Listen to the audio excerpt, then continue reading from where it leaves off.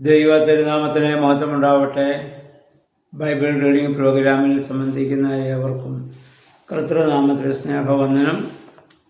യോശുവയുടെ പുസ്തകമാണല്ലോ നമ്മളിപ്പോൾ വായിച്ചുകൊണ്ടിരിക്കുന്നത്.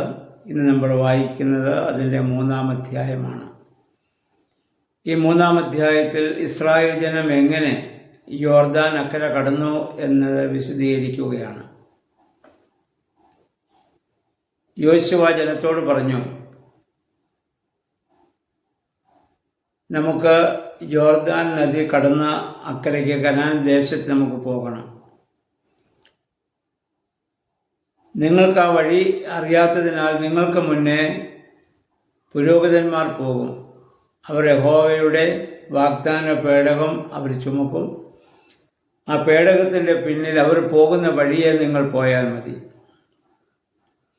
നിങ്ങൾ പോകുമ്പോൾ ഒരു കാര്യം ശ്രദ്ധിക്കണം, നിങ്ങൾക്കും പേടകത്തിനുമിടയിൽ 2000 മുഴം അകലമുണ്ടായിരിക്കണം. കാരണം പേടകം ദൈവത്തിൻ്റെ ദിവ്യമായ സാമീപ്യത്തെ സൂചിപ്പിക്കലാണ്. അതിന് ദൈവം നിശ്ചയിച്ച് യോഗ്യരായിട്ടുള്ളവർ മാത്രമേ അത് വഹിക്കുകയുള്ളൂ. അത് ലേവ്യ പുരോഹിതന്മാരാണ്.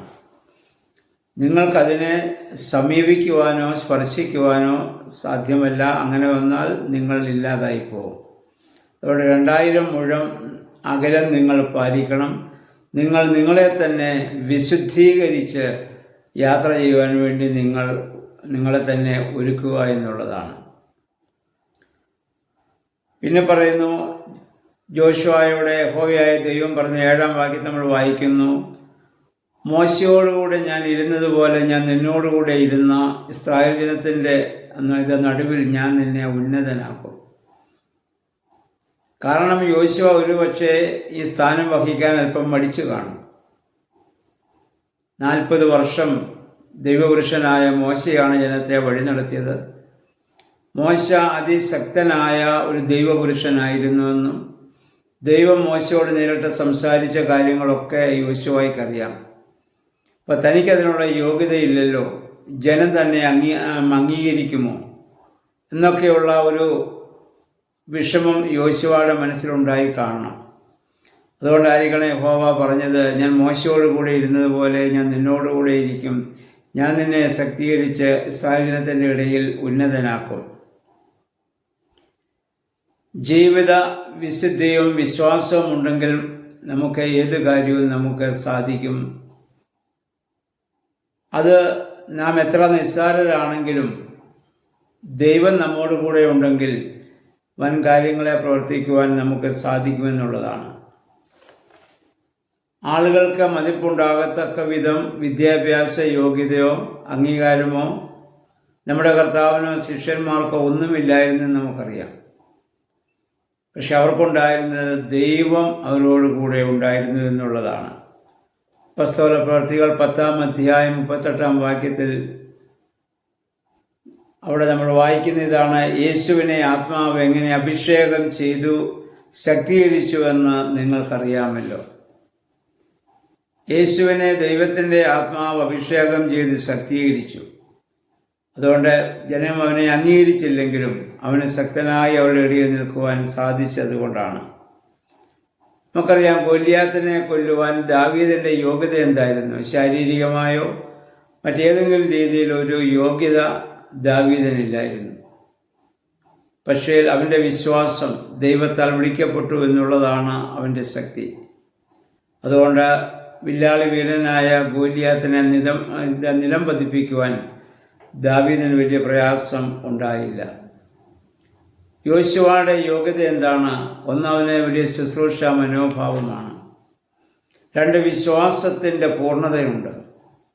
ഉറ്റുനോക്കുവാൻ മോശ അയച്ചതായ ആളുകളിൽ ആ ദേശം യഹോവ നമ്മുടെ കൂടെയുണ്ടെങ്കിൽ ആ ദേശം കൈവശമാക്കാൻ സാധിക്കുമെന്ന് പൂർണ്ണമായും വിശ്വസിച്ച വ്യക്തിയാണ് യോശുവ.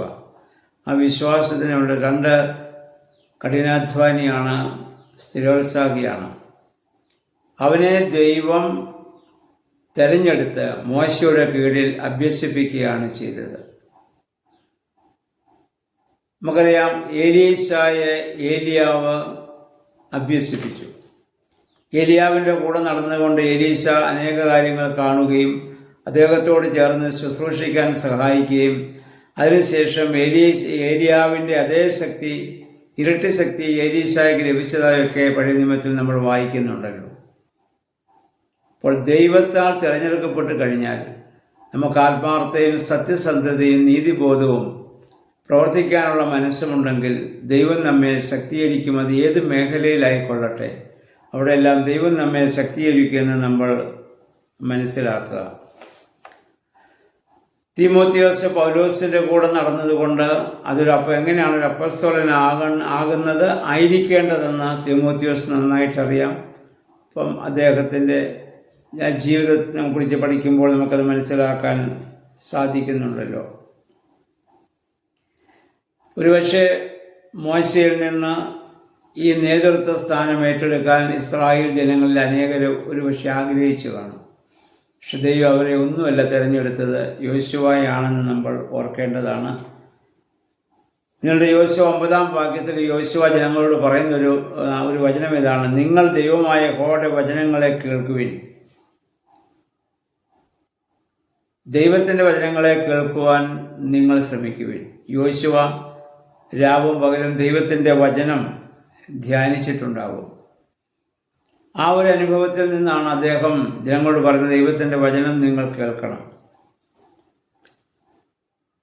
പ്രിയമുള്ളവരെ, നമ്മൾ ദൈവത്തിൻ്റെ വചനങ്ങളെ കേൾക്കുമെങ്കിൽ, ഇത് ധ്യാനിക്കുമെങ്കിൽ, നമ്മൾ വിചാരിക്കാത്ത ശക്തി, ആന്തരികമായ ശക്തി നമുക്ക് ലഭിക്കുമെന്നുള്ളതിന് യാതൊരു സംശയവുമില്ല. മോശയും യോശുവായും പത്രോസും പൗലോസിൻ്റെ ഒക്കെ ജീവിതത്തിൽ നമ്മൾ വായിക്കുമ്പോൾ, നമ്മൾ പഠിക്കുമ്പോൾ, അവരൊക്കെയും ദൈവത്തിൻ്റെ വചനത്തിന് മുൻപാകെ വളരെ വിനീതമായിരുന്ന് അത് കേൾക്കുവാനും അത് മനസ്സിലാക്കുവാനും ഒക്കെ അവർ ശ്രമിച്ചവരാണ്. ആ സഹനശക്തിയും ആ ശുശ്രൂഷാ മനോഭാവവും ആ കഠിനാധ്വാനത്തിനുള്ള ആ സന്മനസ്സും അവർക്കുണ്ടായിരുന്നു എന്നുള്ളതാണ്. അപ്പോഴാണ് ദൈവം നമ്മളെ ബലപ്പെടുത്തുകയും ശക്തീകരിക്കുകയും ചെയ്യുന്നത്. 14-ാം വാക്യം മുതൽ നമ്മൾ വായിക്കുന്നു, ഇസ്രായേൽ ജനം യോർദാൻ കടക്കുമ്പോൾ യഹോവയായ ദൈവം പറഞ്ഞനുസരിച്ച്, യോശുവ പറഞ്ഞനുസരിച്ച് പുരോഹിതന്മാർ അതിൻ്റെ നടുവിൽ നിന്നു. അവരുടെ പാദം എപ്പോൾ അവിടെ സ്പർശിച്ചുവോ അപ്പോൾ ഒഴുക്ക് അവിടെ നിന്നുവെന്നാണ്. കൊയ്ത്തുകാലം മുഴുവൻ കരകവിഞ്ഞൊഴുകേണ്ട നദിയാണത്. അങ്ങനെ ഒഴുകിക്കൊണ്ടിരിക്കുകയാണ്. ദൈവം നേരത്തെ തന്നെ പറഞ്ഞിരുന്നു, പുരോഹിതന്മാരുടെ പാദം അതിൽ സ്പർശിക്കുമ്പോൾ ഒഴുക്കവിടെ നിൽക്കും. അതുപോലെ സംഭവിച്ചു. നിലം ഉണങ്ങിയ നിലമായി. ഇസ്രായേൽ ജനം മുഴുവൻ അക്കരെ കടന്നു. കടക്കുന്നത് വരെയും ഈ പുരോഹിതന്മാർ ഈ പേടകവുമായി ആ നദിയുടെ നടുവിൽ അവിടെ നിന്നു. നമ്മൾ വായിക്കുന്നു, അവരുടെ പാദത്തിൻ്റെ കീഴിൽ ഉണങ്ങിയ നിലമായിരുന്നു.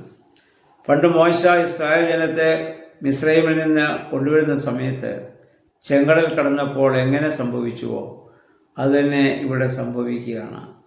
വെള്ളം മറ്റൊരു വഴിയായി ഒഴുകി അരാബ് ഉപ്പുകടലിലേക്ക് ഒലിച്ചുപോയി എന്ന് നമ്മളിവിടെ വായിക്കുന്നുണ്ട്. അപ്പം ദൈവികമായ ഒരു വലിയ ശക്തി നമുക്കിവിടെ കാണാൻ സാധിക്കുന്നുണ്ട്. ഇത് ഇസ്രായേൽ ജനം നേരിൽ കാണുകയാണ്, അനുഭവിക്കുകയാണ്. ദൈവത്തിൻ്റെ അത്ഭുതകരമായ എത്രയോ പ്രവർത്തനങ്ങൾ നമ്മുടെ ജീവിതത്തിൽ നമ്മൾ കാണുകയും അനുഭവിക്കുകയും ചെയ്തവരാണ്. എന്നാൽ സാഹചര്യങ്ങളിൽ നമ്മളിതൊക്കെ മറന്നു പോവുകയും വീണ്ടും സംശയാലുക്കളായി നമ്മൾ മാറുകയും ചെയ്യുന്നു. യോശുവ വിശ്വാസത്തിൽ വലിയ ഉറപ്പുള്ളവനാണ്. ദൈവത്തിൻ്റെ ശക്തിയിൽ, ദൈവത്തിൻ്റെ ആ വലിയ കൃപയിൽ അദ്ദേഹത്തിന് വലിയ വിശ്വാസമുണ്ട്. അതുകൊണ്ടാണ് ദൈവം യോശുവയെ തിരഞ്ഞെടുത്തതും യോശുവ മുഖാന്തരം ഇതൊക്കെ പ്രവർത്തിക്കാൻ സാധിക്കുന്നതും. ഇവിടെയും നമുക്ക് ആ ദൈവത്തിൻ്റെ വലിയ കൃപയ്ക്കായിട്ട് പ്രാർത്ഥിക്കാം.